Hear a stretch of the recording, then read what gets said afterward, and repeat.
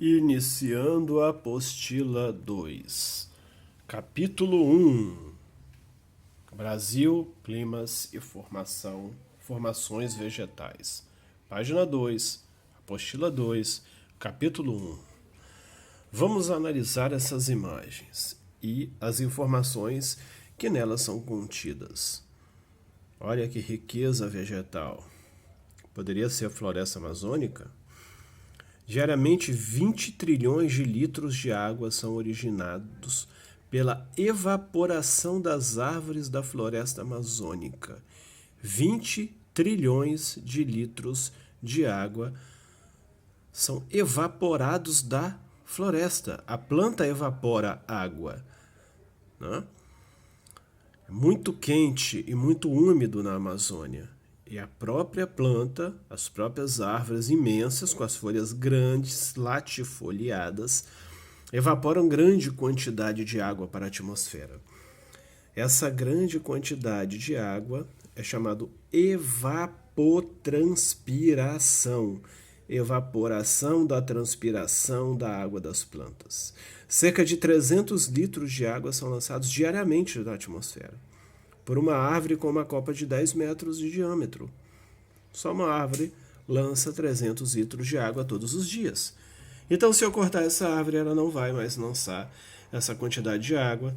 E, obviamente, a quantidade de chuva vai diminuir na Amazônia, no Brasil, na América do Sul, em outros lugares do planeta.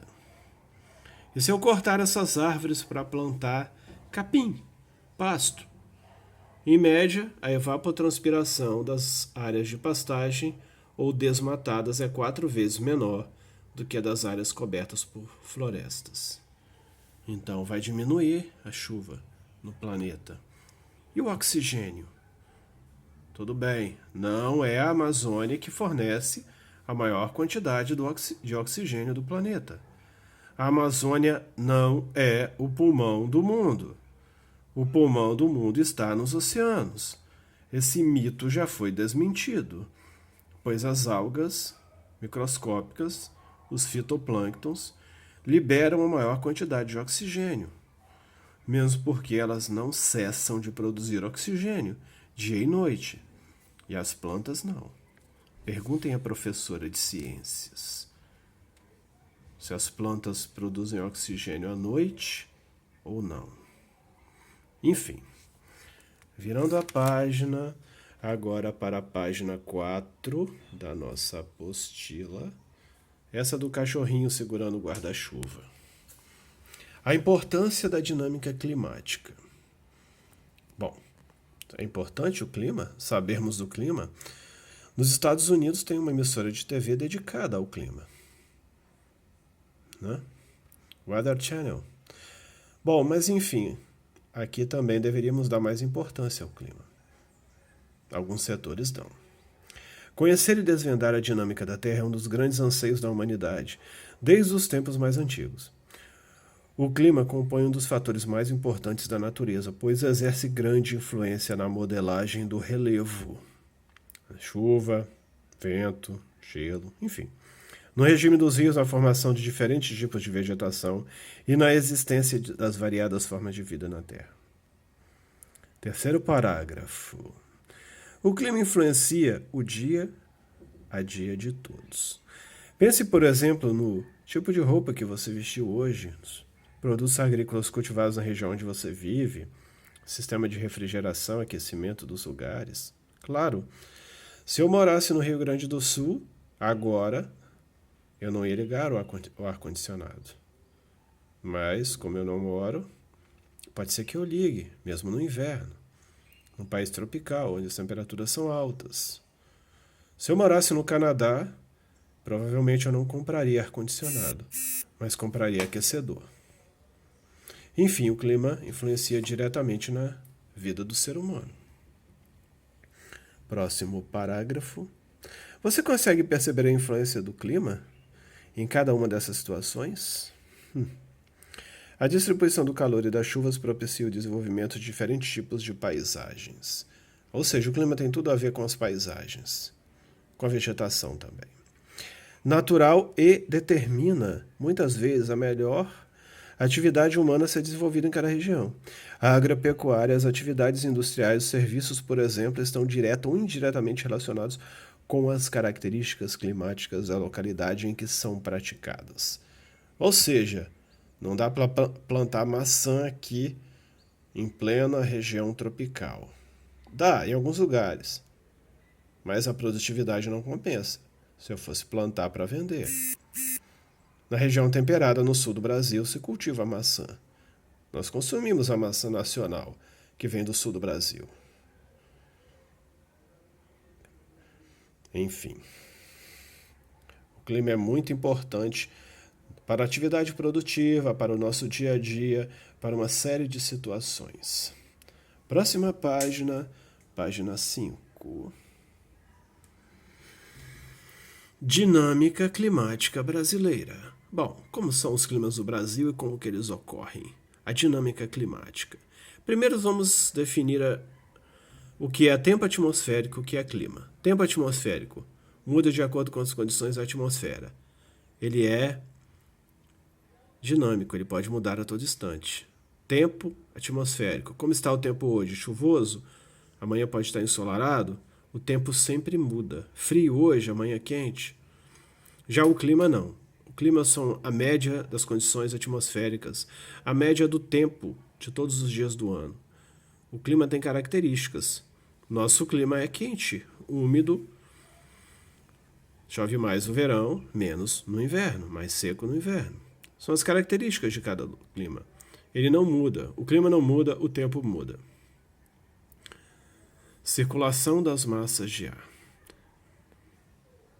Um fator importante responsável pelas mudanças observadas no tempo é a movimentação das massas de ar. O que são massas de ar? Imensas bolhas de ar que ficam circulando pela atmosfera. E no Brasil, cinco dessas grandes bolhas atingem o nosso país. São elas 5 massas que atingem o Brasil. Nós vamos representar essas massas por 3 letrinhas. M de massa, todas elas vão ter. E de equatorial, as massas que estão próximas à linha do Equador, lá no norte do Brasil. T de tropical, as massas que estão próximas ao trópico de Capricórnio, trópico que corta a parte sul do Brasil. Então as massas podem ser E ou T, ou pode ter uma que seja P, de polar, que vem lá do Polo Sul, da Antártida. Então as letras podem ser E, T ou P, equatorial, tropical ou polar. A letra minúscula pode ser atlântica, continental, ou A ou C. Então nós vamos misturar isso tudo, vamos ter 2 massas equatoriais, a atlântica e a continental, no Oceano Atlântico e no meio do continente. Se forma no Oceano Atlântico, se forma no meio do continente. A tropical, mesma coisa, vamos ter 2, a que se forma no interior do continente, a tropical continental, a que se forma no Oceano Atlântico, a tropical atlântica. E polar só vamos ter uma, a polar atlântica, se forma no Oceano Atlântico próximo do Polo Sul, da Antártida. Vejam que as massas alaranjadas são quentes e as azuis são frias. Então, o que acontece? Aqui nós dividimos em 2 períodos, o verão e o inverno. No verão nós temos a massa polar. A massa equatorial continental ganha força, levando calor e chuva para quase todo o Brasil. Lembra da evapotranspiração da floresta amazônica? Essa massa cresce e leva todo esse vapor de água, como se fossem rios de vapor de água correndo pela atmosfera. Depois, mais para frente, também vai falar sobre isso em uma atividade. A equatorial atlântica também traz muita umidade vinda do oceano, provocando chuvas no litoral, assim como a tropical atlântica. E temos essa azulzinha, que é a tropical continental.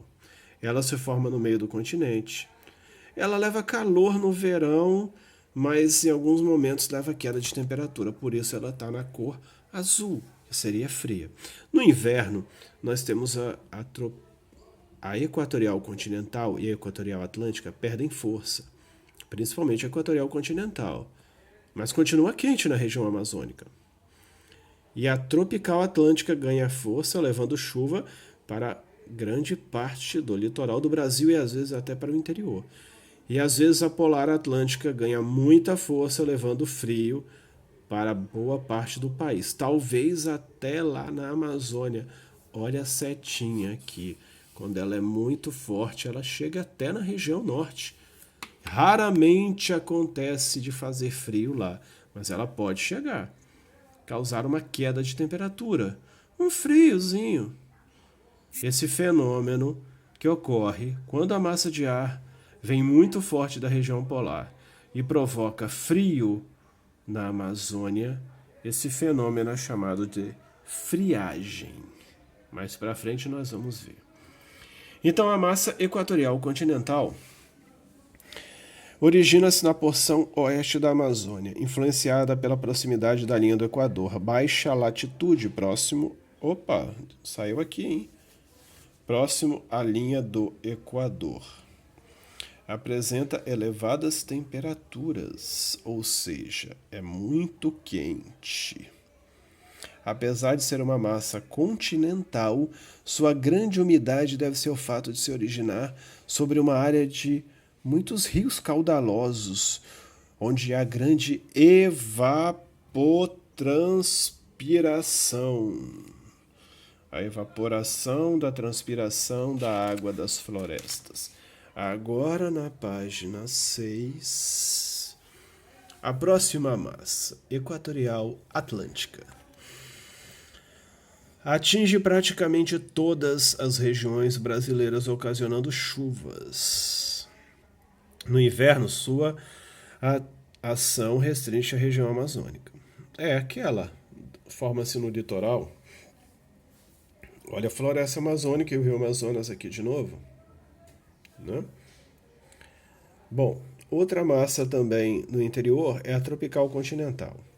Tem sua origem na depressão do Chaco, área que abrange o Pantanal Mato-Grossense e a parte do Paraguai e da Argentina. Áreas de temperaturas elevadas e baixa umidade. Quente e seco, o que justifica o fato de ser quente e seca. No território brasileiro, atua entre os estados do Centro-Oeste, Sul e Sudeste, provocando longos períodos de tempo quente e seco. A massa tropical atlântica origina-se em áreas situadas próximo ao Trópico de Capricórnio. Causa chuvas no litoral. E, finalmente, a polar atlântica. Origina-se no Oceano Atlântico, na zona de alta latitude, ou seja, a latitude próxima a 90, que é o Polo Sul, caracterizando-se pelo ar frio e úmido. No Brasil, atua principalmente no inverno, quando segue 3 direções distintas, em razão da influência exercida pelo relevo. O relevo barra e distribui esse vento, essa bolha de ar. Ao atingir as baixas altitudes da Amazônia Ocidental, a massa polar atlântica provoca queda de temperatura repentina durante alguns dias no estado do Mato Grosso, Rondônia, Acre. Esse fenômeno é conhecido como friagem, porque lá eles não têm frio. Quando chega esse friozinho, é raro. Às vezes acontece, às vezes não, tem ano que sim, tem ano que não. É a friagem, quando a massa polar consegue chegar até a região amazônica, porque lá é quente o ano todo. Agora, virando o nosso livro para a página 8, a influência climática exercida pelo relevo. Será que o relevo também pode mudar o clima? Pode, porque ele pode barrar a massa de ar e provocar chuvas de um lado da serra. No Brasil não temos montanhas. De um lado da serra e do outro lado não.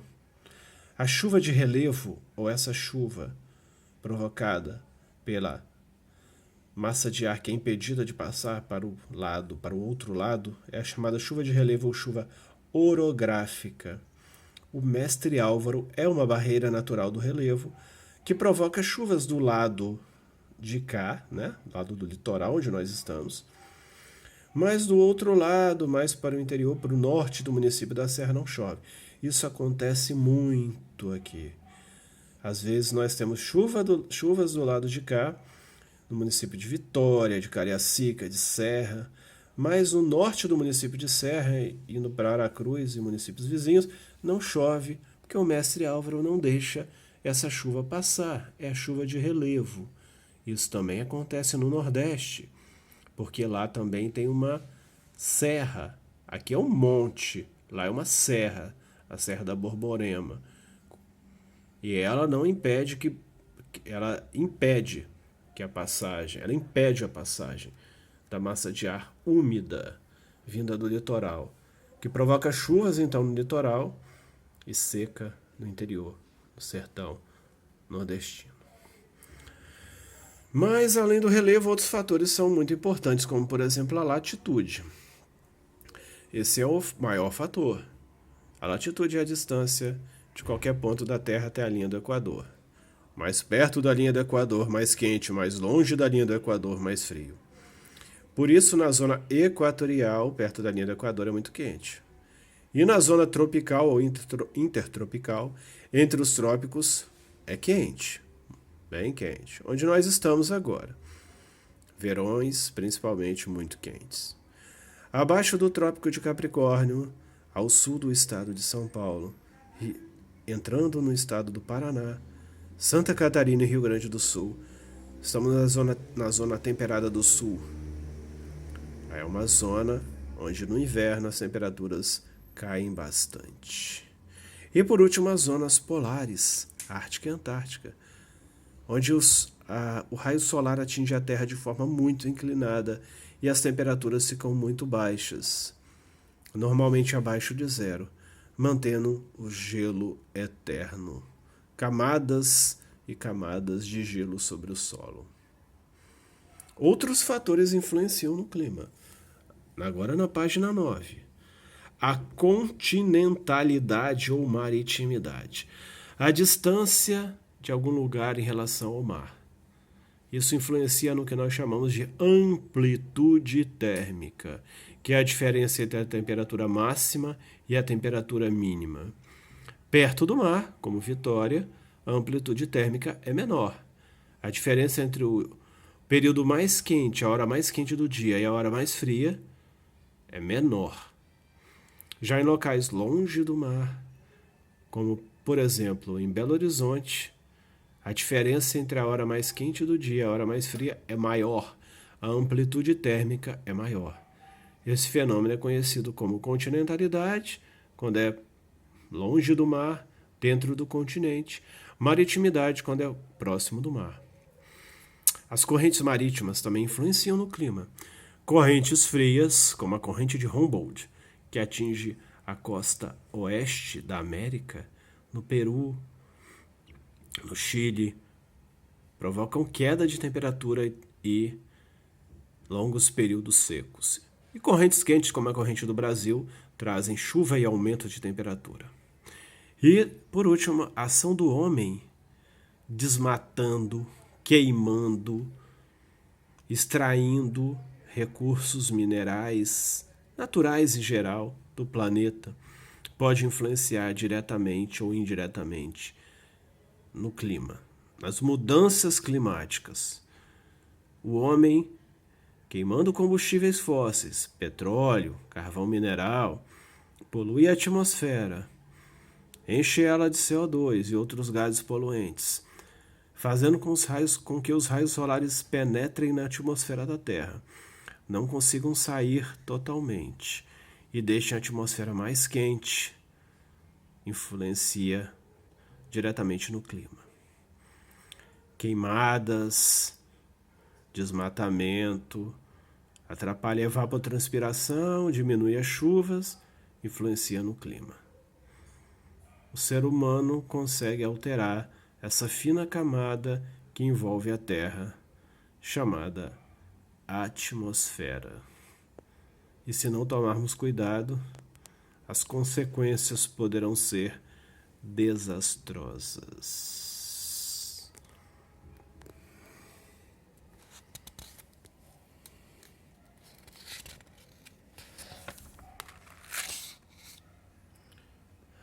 no próximo capítulo, os tipos de clima do Brasil.